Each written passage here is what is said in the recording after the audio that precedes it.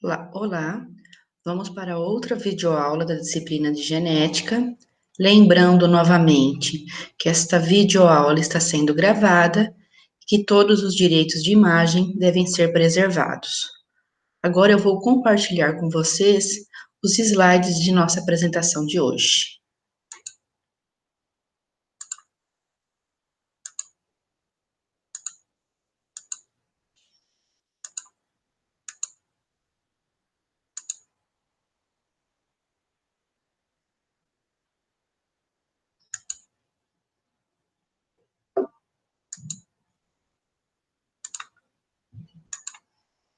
Então, hoje, o assunto da nossa aula é base genética e cromossômica da hereditariedade.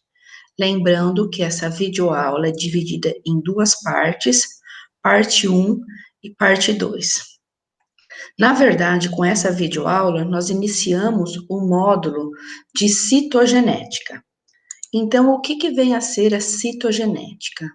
A citogenética é uma associação da citologia com a genética. A citogenética, ela estuda os cromossomos e os distúrbios associados aos cromossomos, né? Aqui nós temos duas fotos de crianças com síndrome de Down. A síndrome de Down é um dos distúrbios cromossômicos mais frequentes e está associada com alterações no cromossomo 21. Lembrando que a maioria dos casos de síndrome de Down são decorrentes de uma cópia extra trissomia do cromossomo 21. Esse assunto de cromossomopatias será abordado nas aulas posteriores. Então, para que a gente possa entender os cromossomos, é necessário a gente recordar brevemente o histórico. Só para vocês terem uma ideia, foi apenas em 1956 que esses dois pesquisadores determinaram que o número correto de cromossomos na espécie humana é 46. Até 1956, alguns pesquisadores sugeriram que esse número era 47, outros 48. A partir da determinação do número correto de cromossomos na espécie humana, foram descritas algumas cromossomopatias, que são as alterações que envolvem os cromossomos. Observem que essas cromossomopatias foram descritas em 1959. Dentre elas, nós temos a síndrome de Down, que envolve o cromossomo 21, nós temos a síndrome de Klinefelter e a síndrome de Turner, que envolve os cromossomos sexuais. Na verdade, em 1959, era conhecido os principais sinais dessas síndromes cromossômicas. Posteriormente, é que eles determinaram quais cromossomos estavam associados a essas condições genéticas. Mas, afinal de contas, por que é importante nós estudarmos os cromossomos, nós conhecermos os cromossomos? Já é consenso na literatura que as alterações cromossômicas, elas causam infertilidade e abortos recorrentes. Além disso, as alterações cromossômicas são a principal causa conhecida de deficiência intelectual. Mais de 50% dos embriões que são abortados espontaneamente no primeiro trimestre e cerca de 20% daqueles do segundo trimestre possuem alterações cromossômicas. E praticamente um recém-nascido em cada 200 tem malformações congênitas múltiplas. E essas malformações congênitas múltiplas são devido a alterações cromossômicas. Então, vocês podem observar que as alterações cromossômicas são importante causa de infertilidade, aborto, deficiência intelectual e as malformações múltiplas e assim por diante. Mas, afinal de contas, onde se localizam os cromossomos? Então, aqui nessa figura, nós podemos observar que os cromossomos estão localizados no núcleo das células dos organismos eucariontes. Podemos observar aqui. Esse cromossomo, ele é formado por uma cromatina condensada. Na verdade, A cromatina, que é a associação de DNA, como podemos observar aqui, associado com proteínas histônicas, né, formam a cromatina, que é o material que compõe os cromossomos.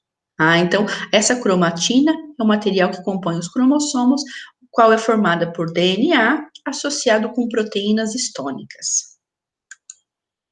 Aqui, novamente, para reforçar o que nós vimos previamente, nós temos aqui um cromossomo, mostrando que ele é formado por cromatina.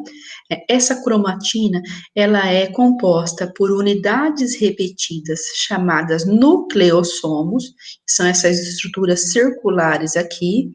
Esses nucleossomos são compostos por proteínas histônicas, uma estrutura octamérica. Aqui nós temos as histonas 2H2A, 2H2B, 2H3, 2H4, e nós podemos observar que o DNA envolve essa estrutura. Esse DNA aqui é o DNA core, tá? Então, a cromatina, ela é formada pela união de vários nucleossomos, que, na verdade, nós temos a associação de proteínas histônicas, que são as histonas, e o DNA. Aqui nessa figura, nós temos a representação de um cariótipo do indivíduo do sexo masculino. Nós podemos observar muitas informações relevantes. Então, quando a gente vai apresentar o cariótipo é a constituição cromossômica de uma espécie. Inicialmente, nós colocamos o total de cromossomos, aqui 46, vírgula, e representamos cromossomos sexuais. Nesse caso, esse indivíduo é do sexo masculino, então ele possui aqui um cromossomo X e um cromossomo Y. Os cromossomos, eles podem ser autossomos ou sexuais.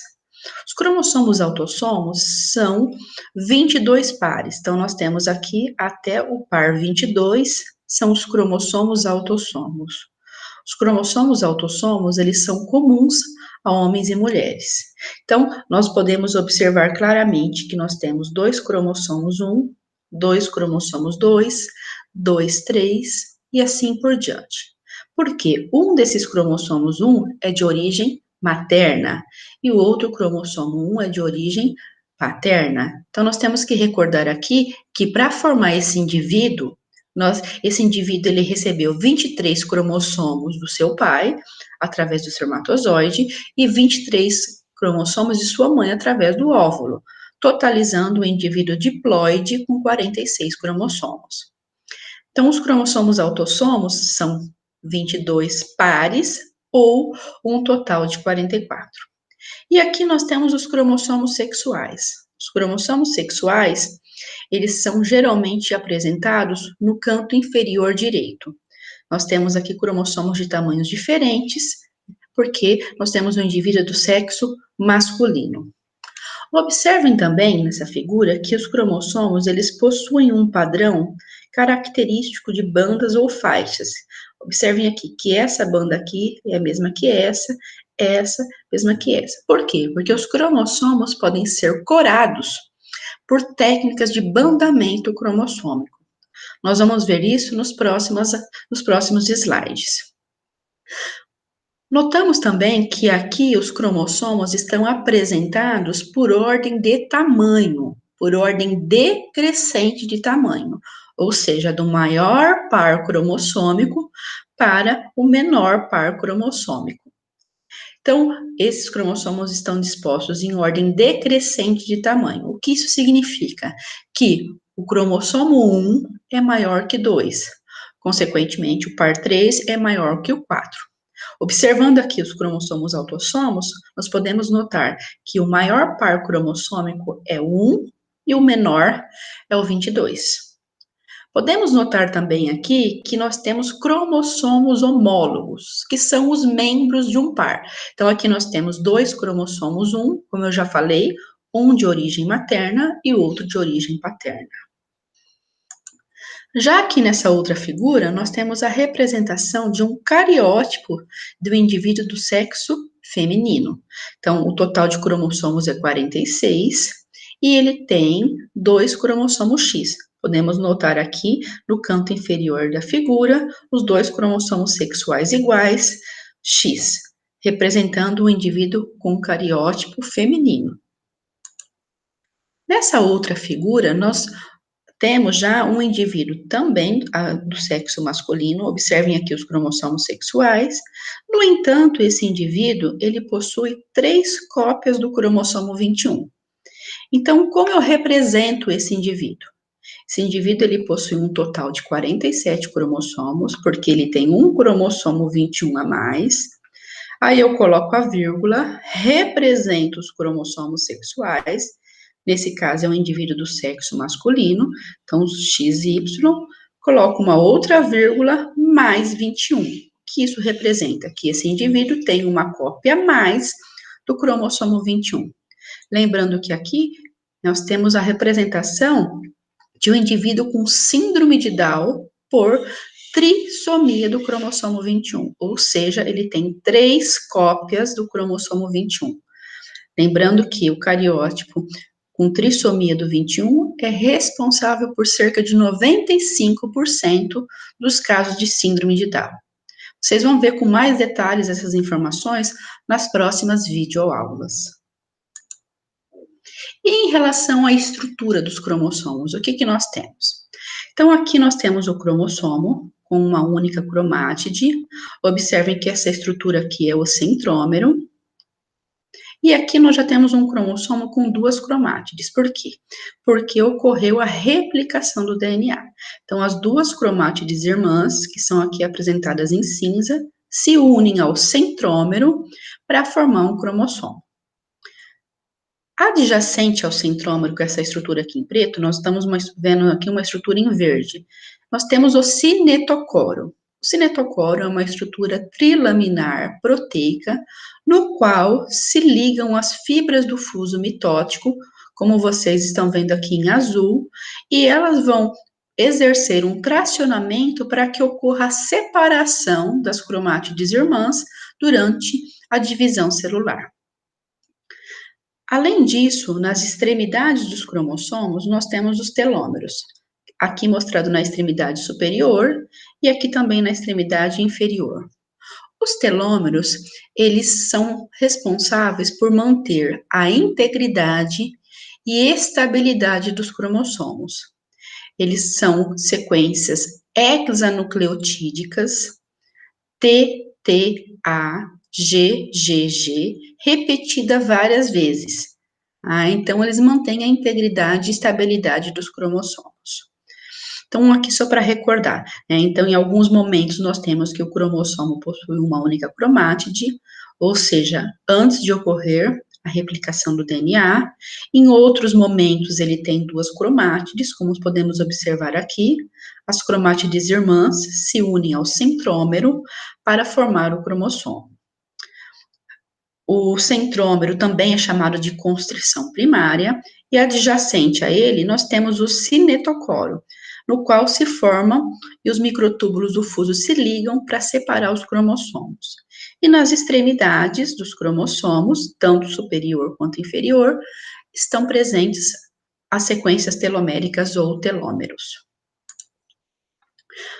Como que os cromossomos podem ser classificados? Os cromossomos, eles podem ser classificados baseados em 3 critérios: posição do centrômero, presença ou ausência de satélite, tamanho ou comprimento.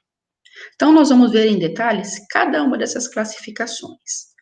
De acordo com a posição do centrômero, eles podem ser classificados em 4 tipos: cromossomo metacêntrico, submetacêntrico, acrocêntrico e telocêntrico.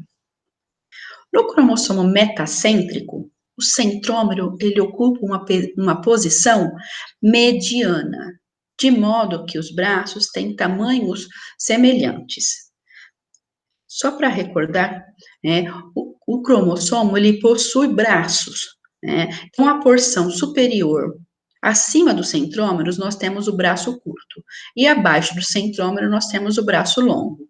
O braço curto é representado pela letra P, que vem do francês petit, que significa pequeno. Então, o braço curto, ele fica acima do centrômero. E o braço longo, ele fica abaixo do centrômero. E ele é representado pela letra Q.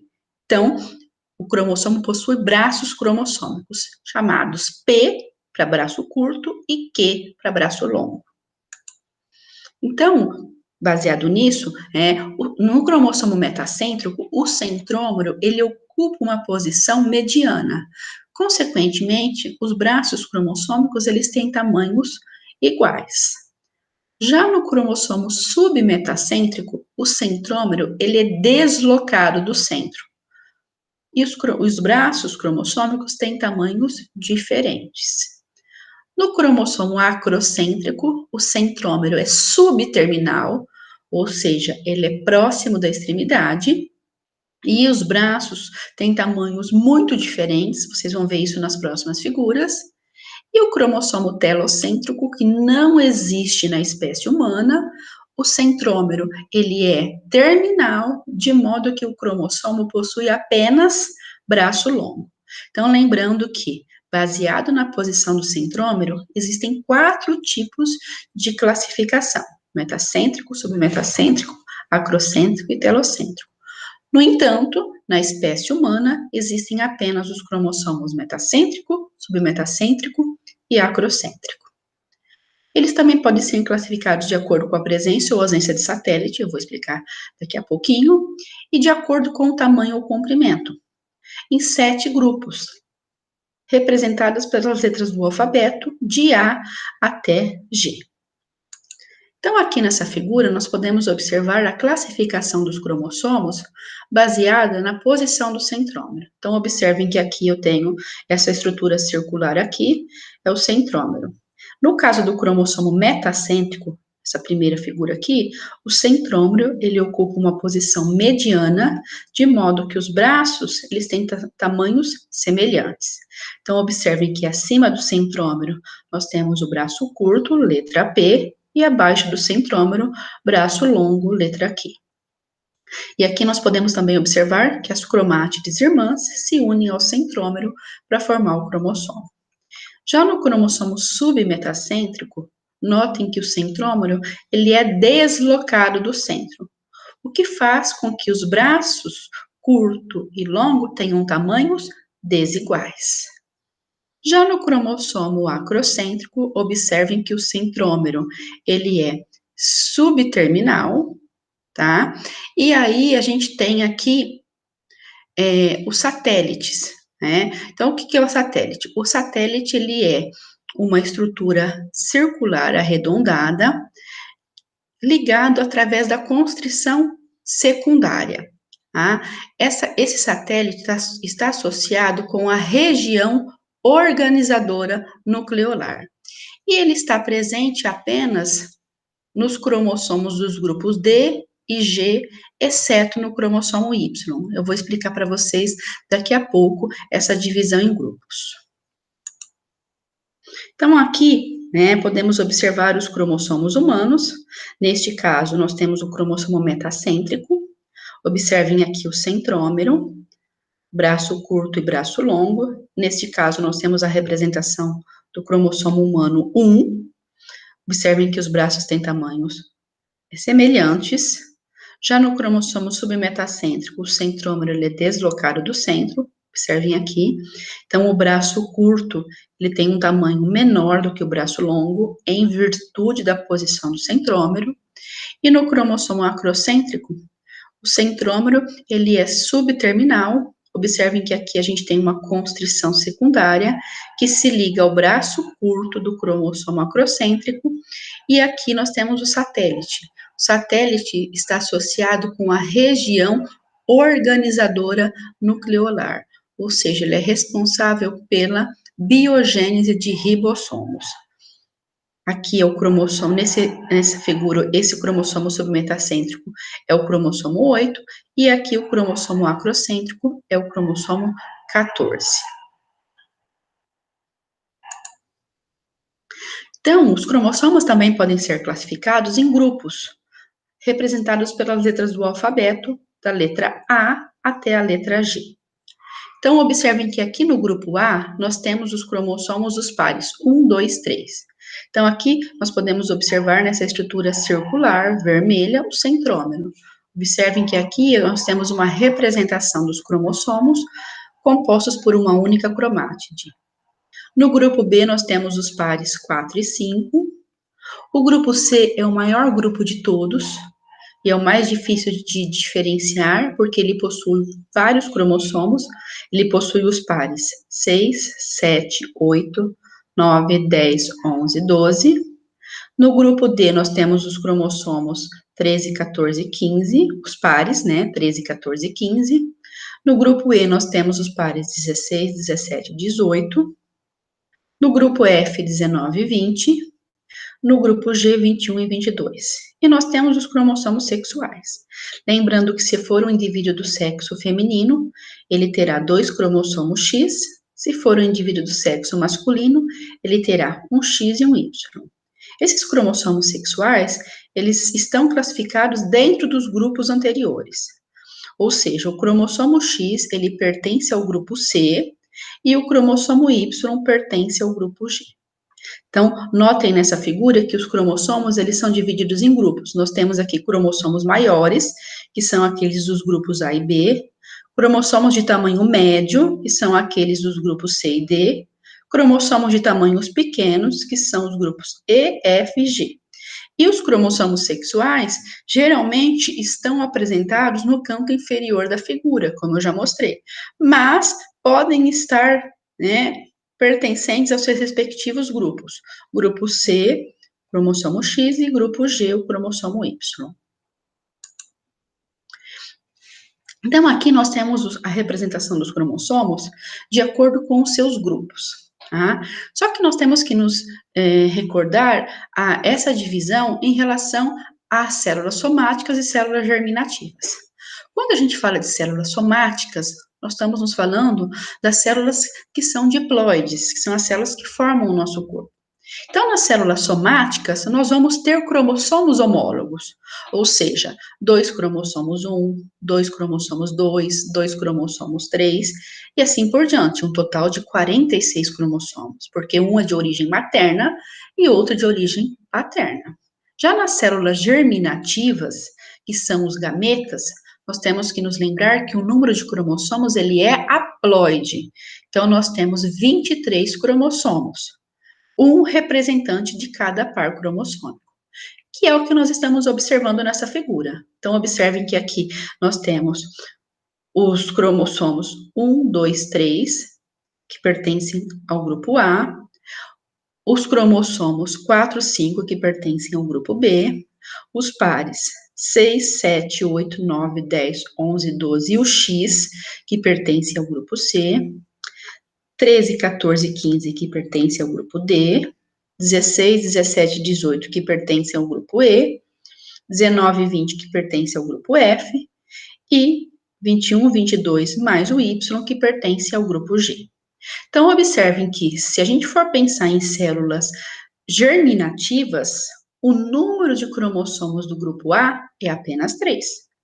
Mas, se nós formos falar em células somáticas, o número de cromossomos do grupo A são 6. Por quê? Porque nós vamos ter par de homólogos 1, par de homólogos 2 e o par de homólogos 3. Sempre temos que lembrar que células somáticas são diploides e células germinativas são haploides, tá? Vamos pensar aqui no grupo G, tá? No grupo G, se eu for pensar no indivíduo que tem síndrome de Down, em células somáticas, ele vai ter 3 cópias do cromossomo 21, tá? Observem aqui também nessa figura que nós podemos notar os cromossomos que têm satélite. Olha aqui, ó. O satélite, essa estrutura circular ligada ao braço curto do cromossomo. Os cromossomos com satélite são os cromossomos do grupo D, são os pares 13, 14 e 15, e grupo G, 21 e 22, exceto o Y. Então, observem que o cromossomo Y não possui satélite. Então, em células somáticas, o total de cromossomos com satélite é 2,13, 2,14, 2,15, 2,21, 2,22, ou seja, um total de 10 cromossomos. Já em células germinativas, total de cromossomos com satélite é apenas 5. Por quê? Um 13, um 14, um 15, um 21 e um 22. Então, em relação aos grupos, no grupo A, nós vamos ter os pares 1, 2 e 3. Ou seja, em células somáticas, o total de cromossomos é 6. Em células germinativas, metade, 3. No grupo B, nós vamos ter os pares 4 e 5, um total de 4 cromossomos em células somáticas. O grupo C é o maior grupo de todos. Então, nós temos aqui os pares 6, 7, 8, 9, 10, 11, 12 e o cromossomo sexual X. Então, em células somáticas, nós vamos ter 2, 4, 6, 8, 10, 12, 14 cromossomos. Se for uma mulher, nós vamos ter 16. Por que 16? Porque ela tem 2 cromossomos X. Se for um homem, o total de cromossomos desse grupo será 15. Por quê? Eu tenho 14 mais um X, por isso que é 15. No grupo D, a gente tem um total de 6, porque nós temos em células somáticas 2, 13, 2, 14, 2, 15. No grupo E, nós temos também um total de 6. No grupo F, o total de cromossomos é 4, porque nós temos 2, 19 e 2, 20. E no grupo G, nós temos os cromossomos 21, 22 e Y. Então, se a gente for pensar no indivíduo do sexo masculino, ele vai ter 2 cromossomos 21, 2 cromossomos 22 e um Y, por isso que o total é 5. Se for um indivíduo do sexo feminino, ele vai ter apenas 2, 21 e 2, 22, por isso que o total é 4. Vamos imaginar agora que a gente tem aqui uma mulher com síndrome de Down por trissomia do 21. Então, neste caso, o número total de cromossomos desse grupo seria 5, por quê? Ela teria 21 a mais. Se fosse um homem, nós teríamos 6, por quê? Ele teria 3, 21, 2, 22 e um Y.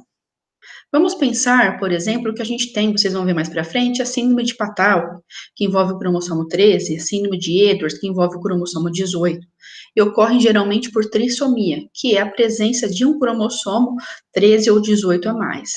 Neste caso aqui, se fosse trissomia do 13, o total de cromossomos desse grupo seria 7, porque eu teria 3, 13, 2, 14 e 2, 15.